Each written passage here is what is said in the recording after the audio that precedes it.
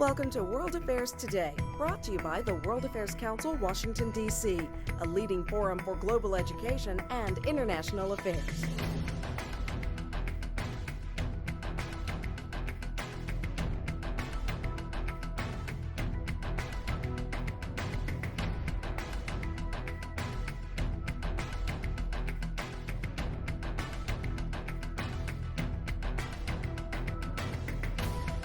Good evening, and welcome to the World Affairs Council, Washington, D.C.'s program with the authors of a fascinating new book, By All Means Necessary, How China's Resource Quest is Changing the World. I'm Heidi Shoup, and on behalf of the Board of Directors and members of the Council, it is my pleasure to welcome you all here this evening. With us are Elizabeth C. Economy and Michael Levi. Dr. Economy is the CV Starr Senior Fellow and Director of Asia Studies at the Council on Foreign Relations. She is currently the Vice Chair of the World Economic Forum's Global Agenda Council on the Future of China, and she sits on the board of the China-U.S. Center for Sustainable Development. She wrote The River Runs Black, The Environmental Challenge to China's Future, and has published numerous articles, including those in Foreign Affairs, the Harvard Business Review, and Foreign Policy. She received a BA from Swarthmore College, an MA from Stanford, and a PhD from the University of Michigan. Michael Levi is the David M. Rubenstein Senior Fellow and Director of the Program on Energy Security and Climate Change at the Council on Foreign Relations. He was previously non-resident Science and Technology Fellow in the Foreign Policy Studies at Brookings and the Director of the Federation of American Scientists Strategic Security Project. He is the author of The Power Surge, Energy, Opportunity, and the Battle for America's Future, on Nuclear Terrorism and the Future of Arms Control. He received a Bachelor of Science with honors from Queen's University, Kingston in mathematical physics and an MA from Princeton in physics. His PhD is from the University of London in war studies. Please join me in welcoming our authors. Michael, Elizabeth, it's nice to have you both here this evening. I'd like to start by you both setting the stage for us. Why did you write this particular book, a book that looks at China's quest for resources so broadly, you know, from the minerals to food, to energy, to security, to water, and more? Well, first, let me just thank you, Heidi, for having us this evening, and thank the World Affairs Council. It's a real pleasure to be here, and thank you to all of you for coming out on this cold and chilly night. I think each of us probably has a slightly different reason for why we came to write this book. I think for me, it really began initially a number of years ago as an outgrowth of my work on China and the environment.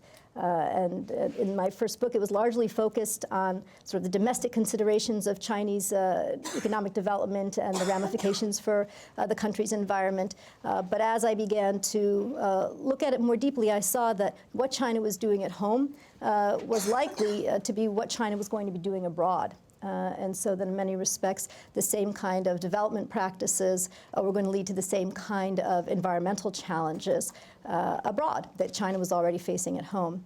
So that was my original impetus for starting to do research on this topic back around 2006, 2007. But as Mike and I sat down and began to, think about writing this book together, and it really became for me much more a function of sort of an issue that was at the heart of China's rise and really how China is transforming the world. And if you look at this issue of China's resource quest, you see that it does in fact address all of those issues that we think about when we think about China's rise and how China is transforming itself, right? What is China's impact on the global economy? What is China's impact on security? And what is China's impact on global governance? Is China sort of the savior of the global economy, or is it, the scourge of global governance? And so these are the kinds of questions in many respects that I think our book tries to get at through this prism of the resource quest. So for me, that's how it really sort of evolved as an intellectual issue and challenge. So for me, I think I ended up at a similar place, but I got there from a very different starting point. First, I should thank you for having us here tonight. It's great to be here. It's great to have all of you add that to Liz's thanks. So where I started was at the broad intersection of economics and international politics and security. If you look at how people thought about foreign policy during the Cold War, it's really split into two areas. We thought about economics and markets and how we dealt with our friends, and we thought about security and about an adversarial relationship when we looked at how the United States and the Soviet Union dealt with each other. And they were two pretty different spheres. But in most times in history, they're not so separate. And particularly when you see a rising power, rising economic power, increasingly taking broader political and security responsibilities in the world, the two tend to clash. And I've tried through a lot of my work to understand that intersection. Liz talked about her last book looking at China and the environment. My last book looked at changes in the energy landscape and their consequences for economics, security, for the environment, to understand how those pieces fit together. And as I looked at that, I started to appreciate that I would need to look a lot more broadly to really get a handle on this place where economics and security clashes. So, and that leads you pretty quickly to China. If you look at history, rising powers tend to engender concerns on the economic front, political front, and security front through their efforts to secure resources. Countries can do pretty much everything else if they want to from internal resources. They've got people, they've got technology, they've got capital, but you have to deal with the resources that are on your land. And if you don't have them, you go out. And whether it is ancient Greece or Japan in the 1960s and 70s and 80s, this is an inevitable part of what happens with a rising power. I should say something about the last part of your question, why so broad?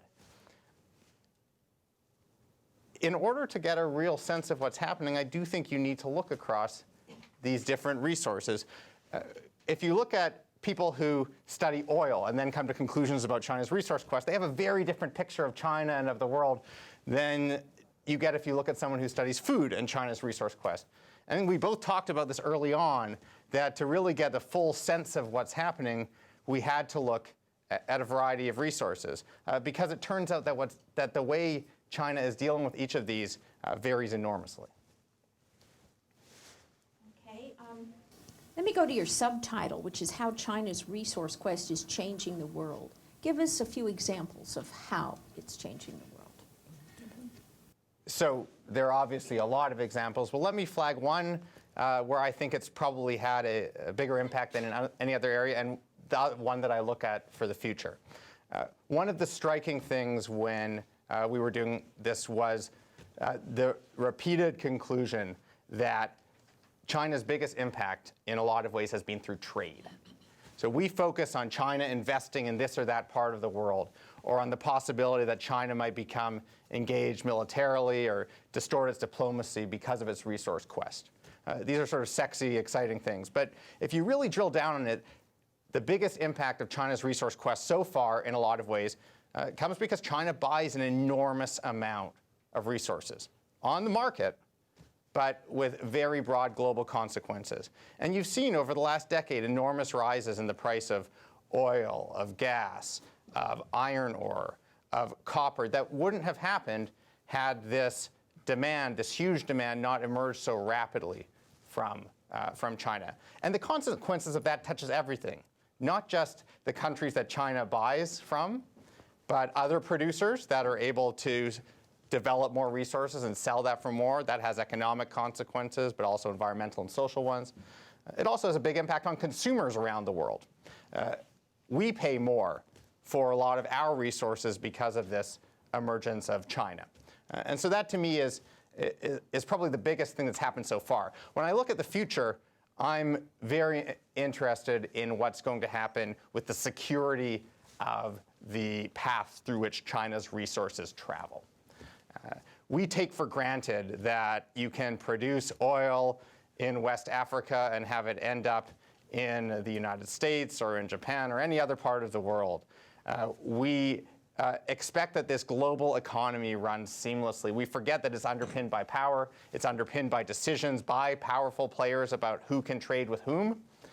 And if you look out to the future, I don't think you can be completely certain that we'll have that same security underpinning.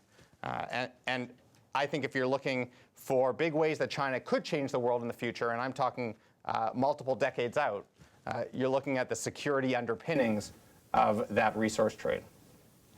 Well, let me add one other one. I think, as I mentioned earlier, one of the things that interested me was how China at home was also China abroad.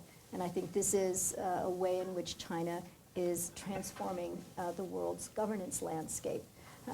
And by that, I mean, if you look at, for example, issues like transparency, if you look at the environment, if you look at things like labor safety, you find that the practices that China has at home are very much the ones that Chinese companies bring abroad. So, for example, the Ministry of Land and Resources in China is considered to be one of the most corrupt, right? And the mining industry is found to be quite corrupt. Within China, this is.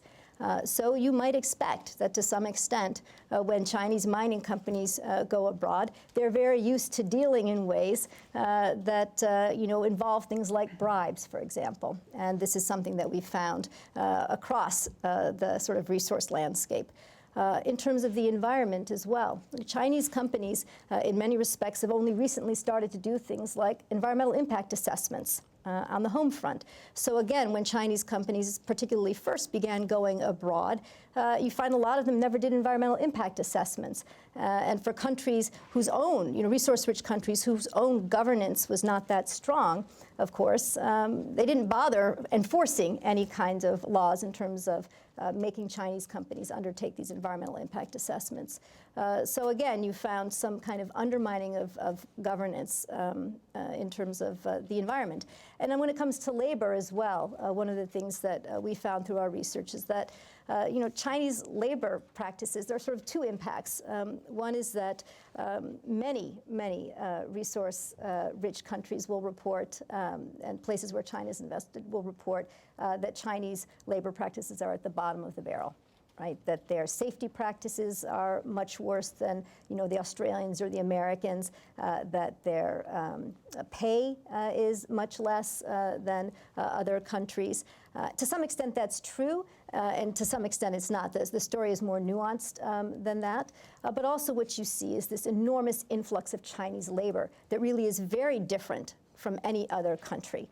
And has caused a lot of tensions in a lot of countries. And here, too, you find that countries react very differently. Countries with strong state capacity tend to pass laws like Mongolia, for example, which says that foreign companies that come in have to hire 9 mining workers from Mongolia for every foreign mine worker that they bring in. Or they'll tax, the wages of a foreign worker by 15%. So they'll find different ways to try to limit this influx of Chinese labor. But what the Chinese companies will say is, the Chinese laborers are much harder workers, right? All these other workers are very lazy. And you hear this, again, across the board, whether you're talking about countries in Africa or Southeast Asia or even Latin America.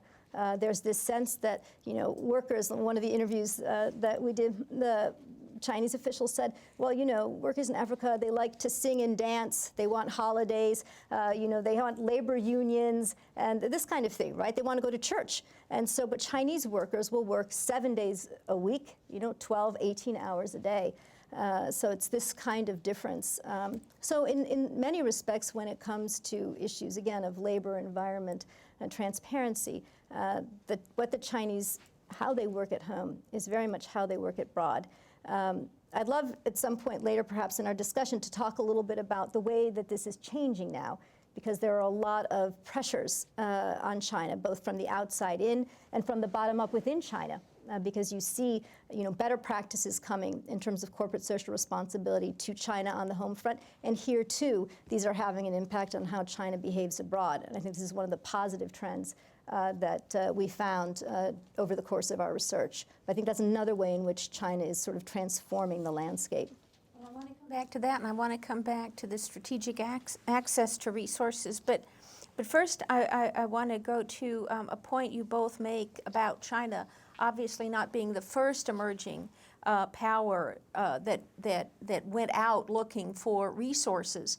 But tell us how it's different than the English experience or the Spanish or the United States, for that matter, a century and a half ago. Well, I think one of the interesting things about the work that we did, and was both of us took a piece of the historical puzzle. And since my background is primarily China, I took the China part, and since Mike is a little more global, he took the other powers part. But I'll say from the Chinese perspective, what was really fascinating was to look back even before the Ming and the Qing, but that's where we focus our book, so roughly not quite 700 years, say, and see that there are many strains of continuity in how China approached its resource quest, dating back centuries. I mean, it was quite surprising to me, in fact. So some of the things that we discovered, for example, is there was always a pretty strong degree of state control, over resources, so that the Chinese government was always very interested in dictating, what would be grown. Right? So they wanted to grow rice or grain. They didn't want to grow tobacco, right? So they tried to pass laws, for example, that would say you can't grow tobacco because grain, the land is too valuable for grain. Things like resource insecurity, right? Fear of not having enough resources, especially with grain, again, date back centuries. And it's one of the things that we track throughout the book, that this is still a central part of sort of the Chinese mindset, is concerned over whether or not China can be sort of grain and food self-sufficient. And even China's sort of going out did not begin, just 15 or so years ago. China, again, dating back to the Ming and Qing, looked outside its borders, in particular for rice, but also for silver and for wood.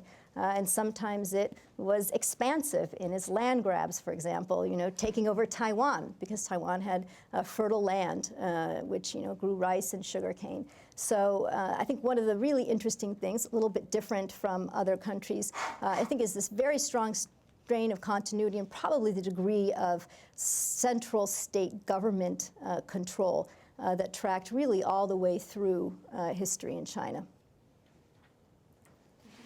Let me flag one precedent, not to go way back, but to go to the most recent other example, that's Japan. If you look at a lot of the writing in this country about the rise of Japan and Japan's demand for resources, particularly oil and iron ore, it's very similar to what we read today. And so there are a lot of lessons you can take from that. So this evolution we've seen in China, first they buy on the international market, then they start investing abroad in order to improve what they see as their security of supply. And that strains the market, creates a lot of tension, but eventually things start to work themselves out. I think you can see a lot of pieces of that pattern re-emerging with China. We're not at the end of that pattern yet, and things can still diverge, but we've seen that sequence of trying to procure things on the market, not being satisfied with that, investing abroad, some tension, but now maybe a bit more of a rationalized approach to it. The striking thing you see with Japan that I think you're starting to see also again with China is that there are big fears that because the state is so dominant in Japan, Japan will take the world away from markets. And this has been a big focus of American foreign policy for a long time, is we want markets to govern the global economy and the distribution of resources. And it turns out that that global markets and a lot of these things are extraordinarily powerful. It's very difficult to undermine a global market. And we've seen the same thing, and we know that Japan did not, for example, take away the global oil market. And now we see a similar thing with China. There were a lot of fears throughout the 2000s that China, through its efforts to lock up resources, would fundamentally break the global market as a way of governing a lot of resource trade. And they haven't. They invest a lot abroad, but they procure most of the resources through markets. And there are places where actually China, not intentionally, has driven us in a more market-based direction. I knew essentially nothing about iron ore before I started writing this book. That I assume puts me in commonplace to a lot of people in this audience. But one thing that happened over the last decade or so is that China, because it had so many small producers all competing with each other to get access to iron ore for their steel mills, through no deliberate policy ended up essentially liberalizing the global iron ore market. It went from a system dominated by 3 producers, sort of negotiating around a table, to one that's much more like a normal market today. And this is another important lesson I think that runs through. China is enormous. So even when the Chinese government can't accomplish its goals, China can change the world in big ways. And there's a really important distinction there. Just because China doesn't accomplish what it wants to doesn't mean that it doesn't have a large impact. All right. One reads all the time in news articles that begin with some reference to, wherever you go in Africa these days, there are Chinese businesses there gobbling up all the mines and the resources of every sort. And also usually in the same articles there'll be a reference to the fact that American companies aren't doing so well because the United States is more interested in human rights issues and fair elections and things like that, and the Chinese don't bother governments with that. So tell us about the specifics of how China deals with its African resource sources. Let me offer a few words, and then maybe Mike will want to jump in as well. I think something else we found surprising when we were doing the research for this book is exactly, I think, what you began with, which is there is this sense that somehow China's out in Africa and other places as well, sort of gobbling up resources and then somehow vacuuming them back right to Beijing, right? And just developing sort of a direct pipeline, resource pipeline. But in fact, if you look at Africa, China is the fourth largest source of foreign direct investment in Africa, not the first, and behind the United States. And in many respects, it speaks to what Mike just mentioned, which is that a much bigger aspect of China's sort of resource engagement is through trade as opposed to investment in many cases. So I think that bears remembering. And that actually holds true in many other areas too. For example, with land, right? We've all read a lot in the media about Chinese land grabs. But in fact, China is a distant third after Canada and the United States in terms of overseas land investment.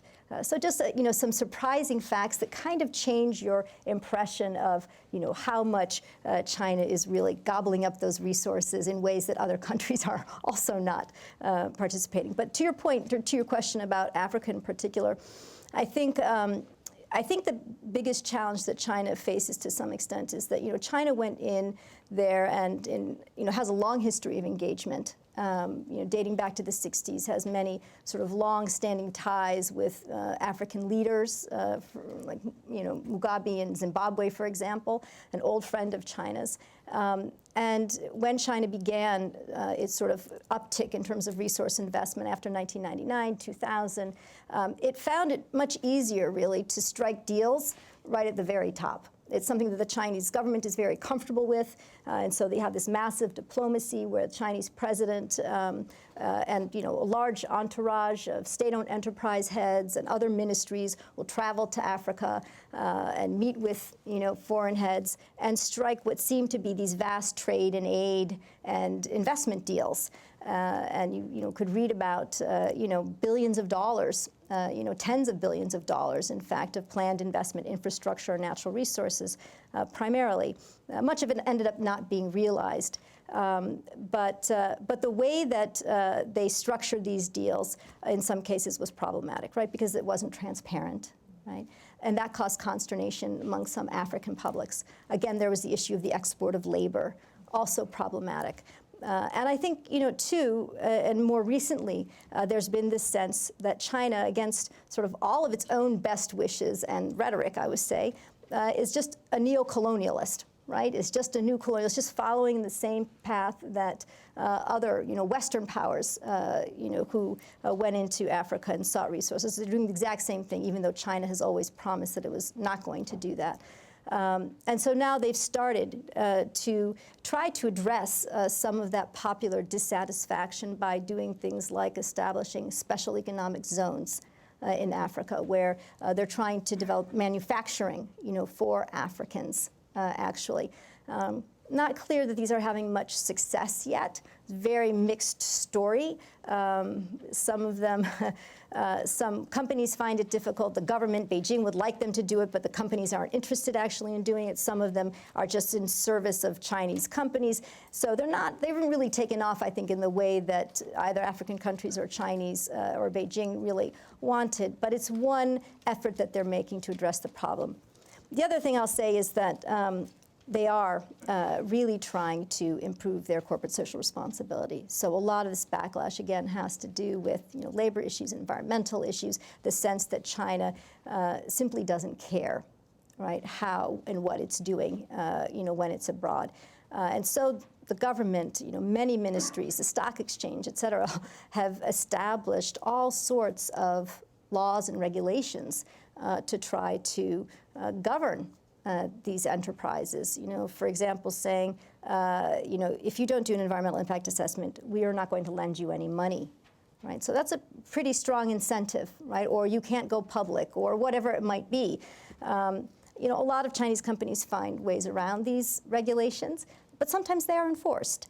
And so I think that's another positive trend that we're seeing in this effort to address sort of what I would consider to be popular backlash. Okay, go ahead, Mike. So let me give 3 quick examples that I think highlight interesting aspects of what's happening with China and Africa. If you go to Mozambique and you visit the Mozambican Foreign Ministry, one of the first things you'll notice is that its roof is a pagoda-style roof. Okay? That's pretty consistent with the deep political relationship and long-standing political relationship that China has with Mozambique. Now, the biggest thing going in the Mozambican resource world these days is natural gas. They have big offshore natural gas discoveries. But if you would have gone there a year ago, the Chinese you would not see any Chinese presence in the natural gas sector. It was Eni, an Italian company, and Anadarko, an American company. Why? Because there is still this technological edge that a lot of Western companies have, and this ability to do serious exploration in a lot of resource areas that the Chinese companies still don't bring. Now today, you've got one of the big Chinese oil companies buying in to part of that development, bringing capital. But they're still not operators. So no matter how deep the political relationship is, if you don't have the technology and the management capacity to produce the particular resource, you can't do it yourself. And that political connection is only is worth a limited amount. And I think you see that repeatedly. And it's important not to overstate how much China can do by itself.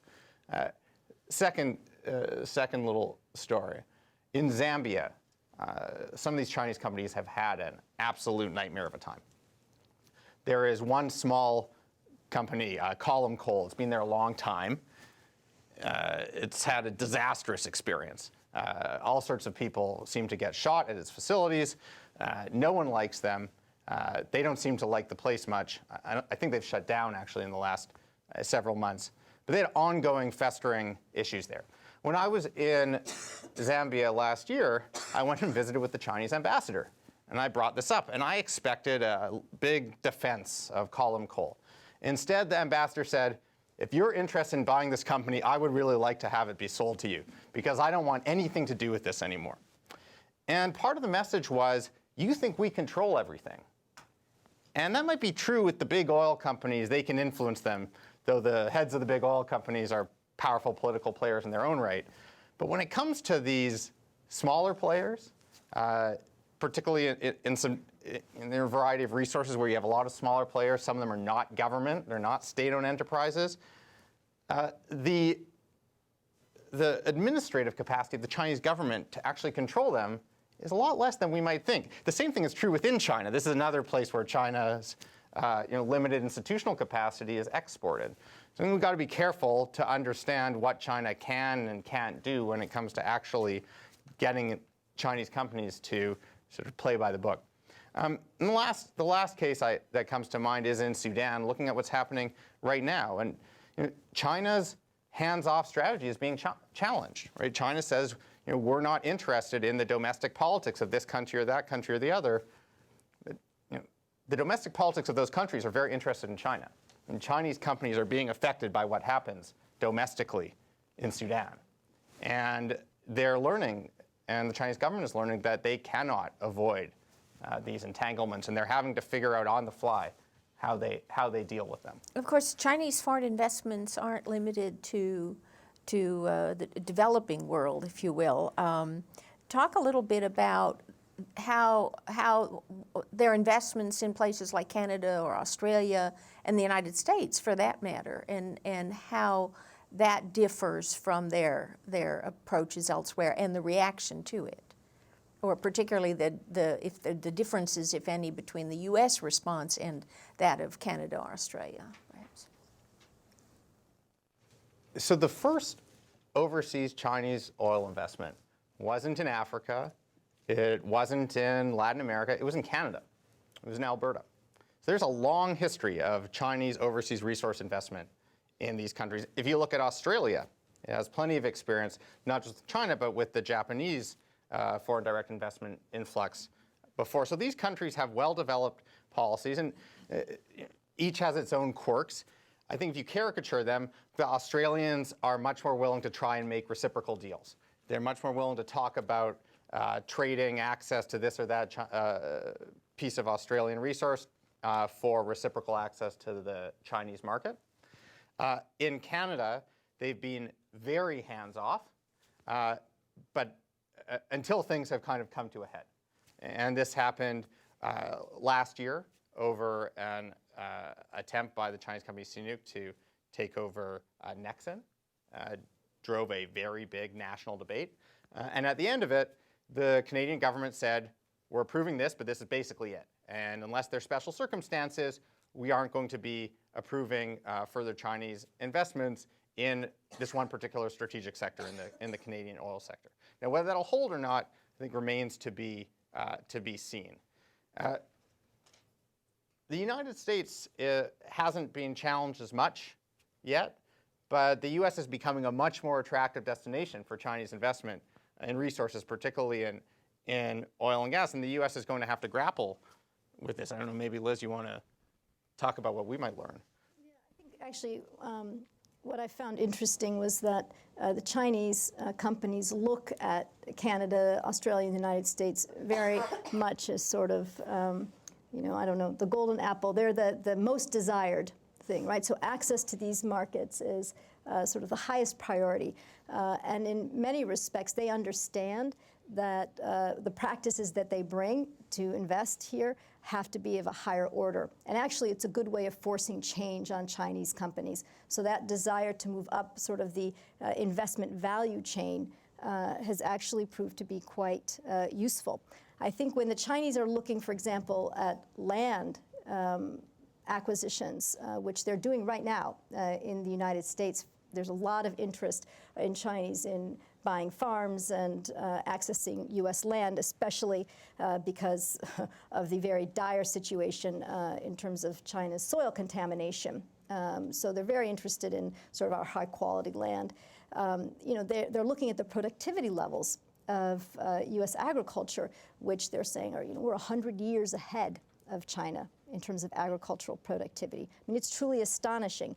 And so I think that, so as the Chinese are, coming here or going to Australia or going to Canada, there are both challenges in terms of raising their own practices, but also significant opportunities, right, to buy into better practices, to buy into higher-end technologies.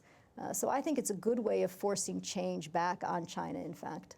Let me add one little bit to this. There's also sometimes a political connection. So last year, the year before, when a variety of Chinese companies were looking at investments in U.S. shale gas and tight oil, there was a quiet message sent that if those companies were also going full speed into Iran to take the place of Western companies that were moving out because of the sanctions, that the United States might not look as favorably on these investments in U.S. resources. So the increasingly attractive set of resource investments in the United States, if we handle them properly, can actually give us political leverage around the world when it comes to how the Chinese behave. Let's go back and talk about China's neighborhood a little bit. And there's, you mentioned Mongolia just briefly, but there's also a very different relationship with Central Asian republics and with South Asia, Vietnam, for instance, Burma, Myanmar, and of course the whole issue of the South China and East China Sea. Can you address those sorts of things in in a very quick trip around the block, so to speak? Well, let me take a sort of the 30,000-foot perspective, and then maybe Mike will want to talk a little bit more about the resource aspect of it. I think it's just a fascinating case study in many respects when you look around Asia and sort of China's very different relationships that are emerging at this point in time. So, Central Asia now, where China seems to be thinking it not only is in its own physical backyard, but also its own political backyard. And there's scarcely a set of countries with whom China is more politically in tune, right, than some of the authoritarian states of Central Asia. So, as they're developing their pipeline structure, they're also building stronger political relations with these countries, and through the Shanghai Cooperation Organization, for example, also strengthening security ties. In contrast, you see their relations with many Southeast Asian countries right now under quite a bit of stress. So despite the fact that China has called this its diamond decade with its relations with Southeast Asia, and says that its priority now is moving away, as we're looking forward for the next 10 years of this new Chinese leadership, moving away from its emphasis on U.S.-China relations. Number one priority, they say, is going to be its region, right, and promoting positive relations. What they've done is really tried to develop, I think, a pretty bifurcated policy, which is to, move ahead on the economic front, but on the security front, take quite a tough line. And that's why we see all these challenges emerging with, Vietnam and the Philippines and the South China Sea, not to mention the East China Sea with Japan and Taiwan as well. So I think it's a very interesting set of sort of political, economic, and security dynamics that are emerging, and I think are quite challenging for China in many respects. And then the last thing I'll mention is, of course, there's the whole overlay of the water issue, which we haven't touched on yet, that actually affects all of these neighbors. So whether we're talking about China's relations with India or with Central Asia, in particular Kazakhstan, or certainly Southeast Asia through the Mekong River, how China, which sits, controls the headwaters of pretty much most of the important rivers that are running through these regions, how it allocates, how it manages its water resources is absolutely critical to the future and the future water security, future agricultural, industrial development of all of its neighbors here. And we've seen China probably move progressively to be more willing to talk about things like water quality, monitoring, sort of disasters, but not really to discuss water allocation.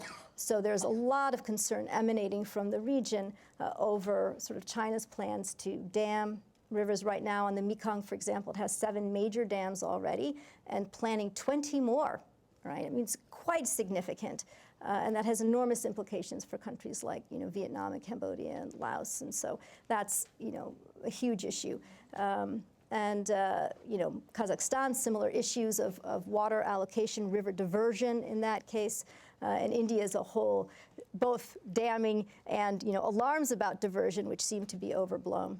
I'm going to make one more point on Burma, Myanmar, because I think this actually is a very interesting case for China now, where you had a country where China has certainly been the largest source of investment in recent years. With the government transition, the relationship with China is now quite fraught.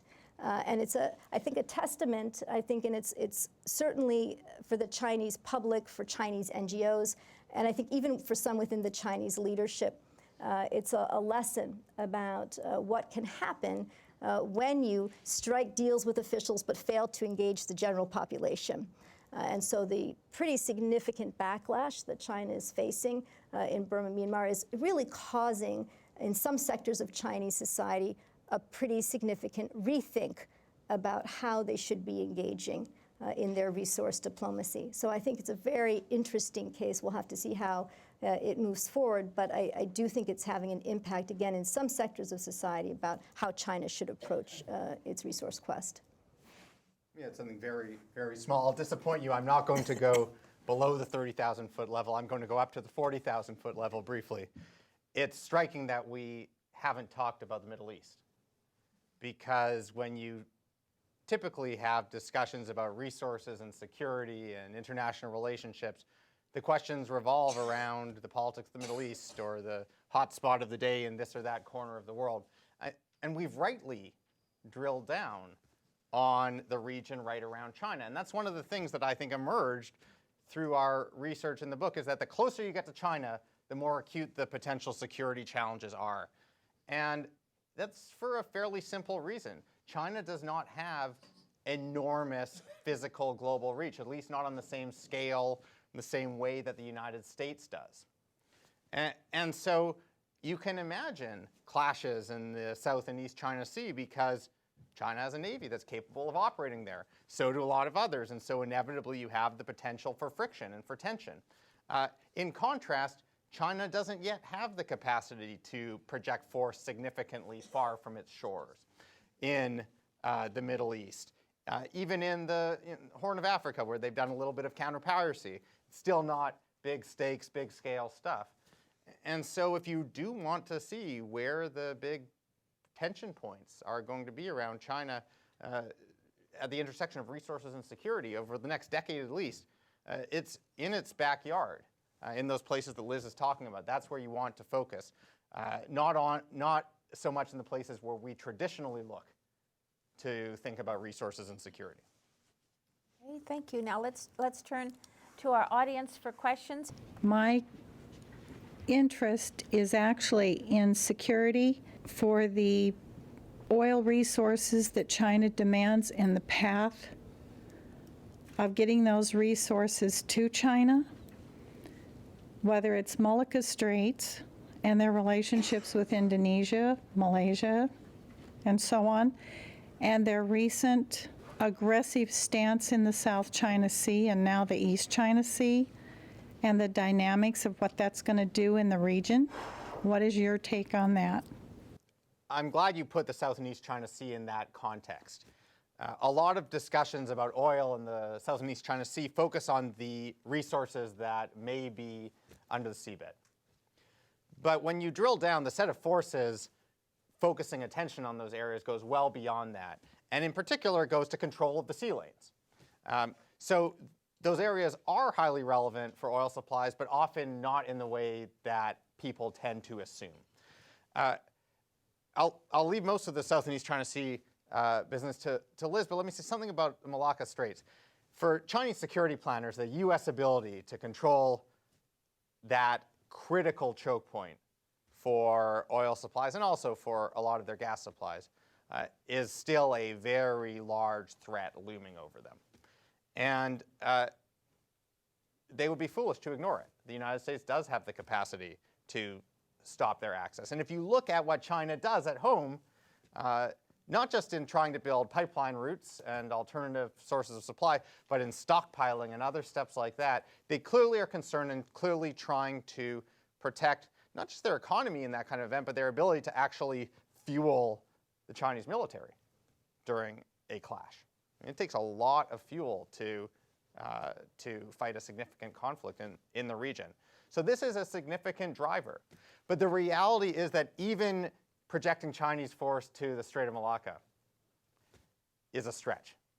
And to the extent that China builds up the physical capacity to do that, there is going to be a strong pull for the foreseeable future to deploy that much closer to China to deal with their much closer and more high priority contingencies. Let me say, one of the things that we conclude in our book is in many respects, the past is not prologue. And in particular, when it comes to China, things can change very rapidly in ways that are also unexpected. And the security arena is one, I think, where we both agree things can change rapidly and in ways that are not only unexpected, but perhaps not too felicitous. And I think what we're seeing in the East and South China Sea is precisely that. I think, fundamentally, the conflict between, China and its Southeast Asian neighbors and China and Japan, Taiwan on the East China Sea, it was not really about the resources as much as it was about sort of sovereignty and nationalism, right? So, and those are forces that are in some ways much more difficult to control. And China has tapped into them right, for purposes of, for domestic purposes, allowed them to sort of blossom at certain points in time, then tamped them down. But now they're at a certain point, I think, where it's very difficult. They have a pretty high set point. And so I think it's going to be difficult to find their way, take a step back from what is a pretty contentious, in some ways, potential flashpoint kind of situation, I think, particularly with Japan, but also the Philippines and Vietnam. And you can see this in rising nationalism in all these countries. So I think, and part of the problem too is that international law here does not provide very concrete guidance. It provides concrete guidance, but unfortunately, concrete guidance that supports at least two different claims in different ways. That's the United Nations, the law of the sea. So I think. The concern is, yes, over the resources, not only the oil and the gas, but also fisheries, which has become a particularly hot issue now, but also this issue of how it ties into the sovereignty and the nationalism. My question is that in the U.S., farmers like myself, we only can grow certain crops for certain months. And my question is China trying to move into, say, the Latin Americas for countries like Brazil, because they can grow crops, longer than us and during a different time constraints? Or is it basically they're just strategic, we're going to focus on the U.S. and get the land here, or are they going to laterally try to get into those Americas also? So I spent some time in Brazil. It was really interesting because, again, I think there was a lot of hype surrounding Chinese investment in agriculture in Brazil. And there was a study that came out recently, actually, that pointed to the fact that about 2/3 of Chinese sort of stated investment, not just in agriculture, but across the board in Brazil, had yet to be realized. So there was this huge number, right? I think it was $70 billion announced back in 2007, and fully 2/3 of that has yet to be realized. But when I was in Brazil, I was looking specifically at the agricultural issue, and it was quite fascinating. Because here, too, is a case of highly unrealized investment. But why? There were a number of reasons. First, what the Brazilians would say to me is the Chinese, it's a matter of how the Chinese do business at home, but they can't do business that way in Brazil. Brazil has some reasonably strong state capacity. So, whereas in China, if an official wants land in the past, you simply expropriate it, right? If you want this farmland, you simply take it. Somehow you buy it because they don't technically own it, the farmers. So they would travel to Brazil and say to the local officials, well, just, we'd like this land, just, sign this piece of paper and hand it over. And the Brazilian officials said no matter how many times they tried to explain this to the Chinese, they don't have the power simply to sign away the land in their respective, provinces. The Chinese didn't seem to understand it. So part of it was simply, they were approaching this, in the wrong way. Second, the Brazilians passed some much more restrictive investment laws when it came to land. And they say that this was not designed specifically in response to the Chinese sort of move in, but in fact, they will acknowledge that it certainly raised the issue in new ways for them. So clearly there was some concern about this, big push from China into Brazil, on the land front. Land is a very sensitive issue, right? It brings up, again, all sorts of feelings of nationalism and, people stealing our land and controlling our land. And so a lot of concerns. That's not just in Brazil, but in a lot of places that we looked at. A funny story when I was meeting with some Brazilian business people was they said it was this constant flow of local officials, right? So from Chinese local areas traveling to Brazil to meet to talk about potential land investments. But they said really they were never interested in investing in land. It was just that all of these localities have an overseas investment and travel budget, and everybody likes to go to Brazil. So they'd go over, have a good time, meet with a few people, and leave. But they were never really and truly interested in investment. And the last point I will make, and that the Chinese now make this point, is that it's really very difficult to invest in Brazil. A lot of the infrastructure that they want, in terms of roads and highways to get, soybeans or whatever else it might be, to the ports and out, simply doesn't exist. And the Brazilians do not make it easy for foreign investment into Brazil. And the Brazilian officials themselves will acknowledge this. They've gone out on a couple of big sort of overseas tours to try to attract foreign investment, but they have a very hard time because their laws simply don't, assist with that.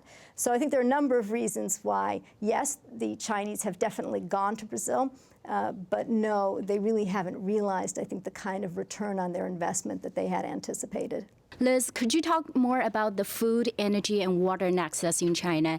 Do you see water as a major constraint on China's rise, and what is the government doing to address that key thing in the matrix? And Mike, you talked about other countries' rising powers pattern of energy resource acquisition, especially Japan, but China is 10 times the more population of Japan. China's natural gas import is expected to reach 63 BCM this year, a 19% rise from in 2013. Do you see the sheer scale of China is going to break this pattern?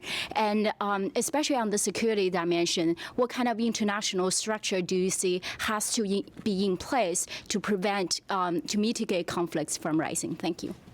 Look, I think when I was doing the research for my first book, and I would talk to a lot of local officials within China, it was really interesting for me to learn that if you asked, a number of officials, sort of what is the most serious challenge you face? Now, granted, this is, pretty much a decade ago.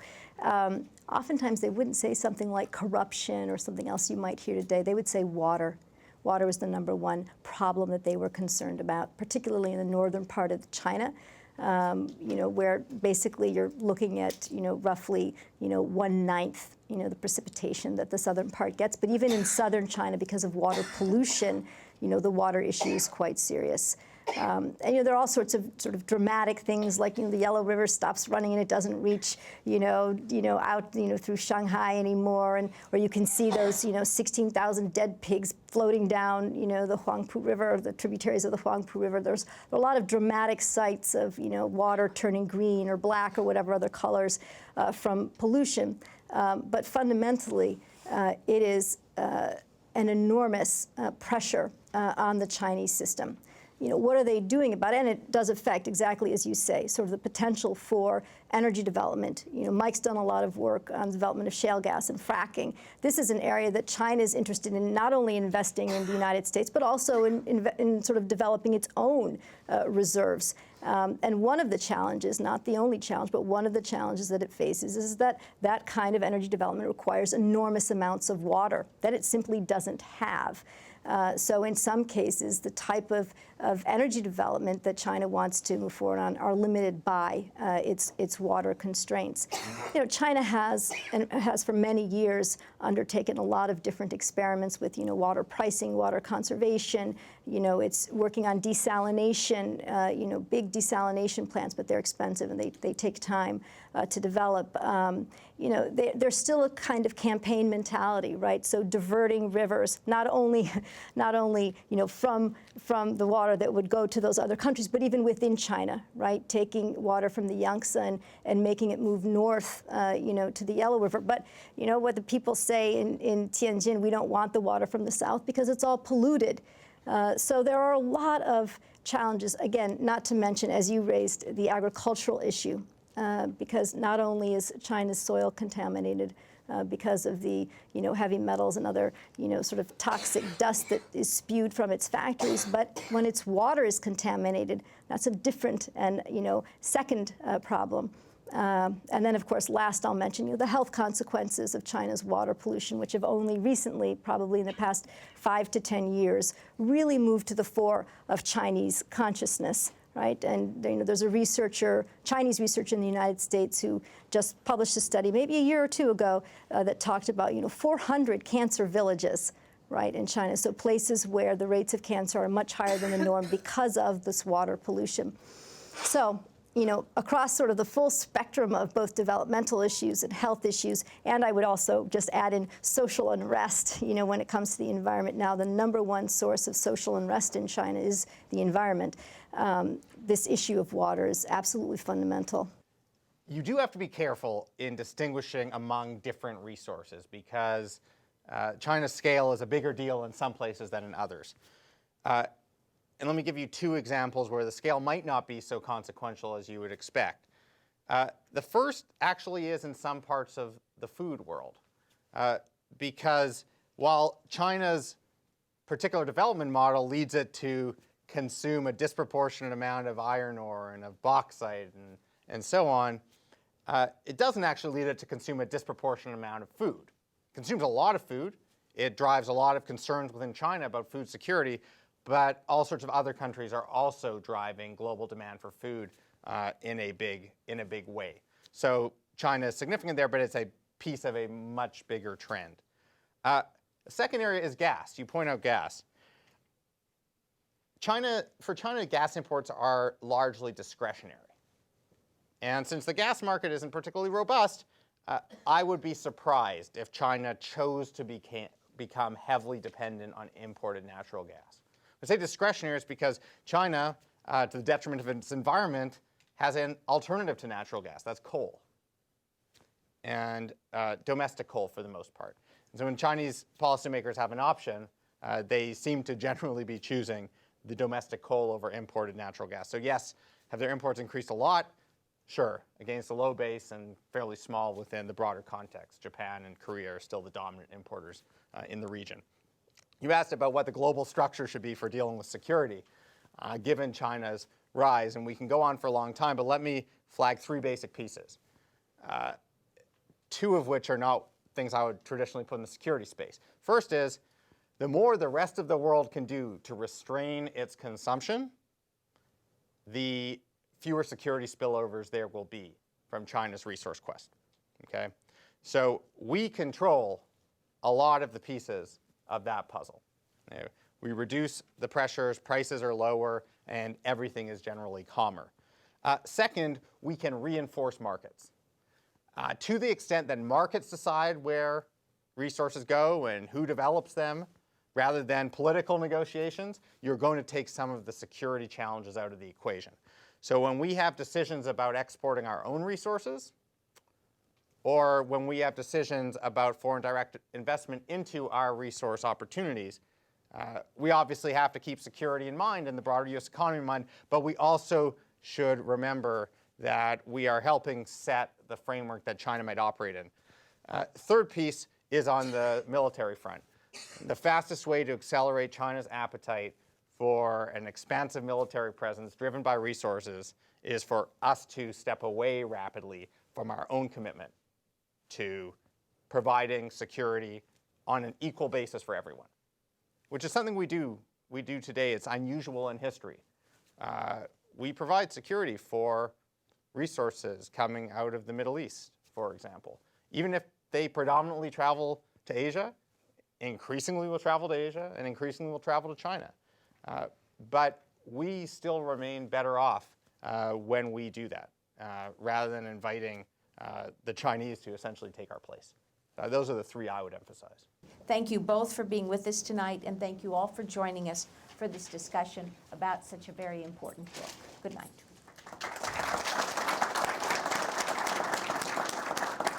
Thank you for joining us for World Affairs Today, a production of the World Affairs Council, Washington, D.C.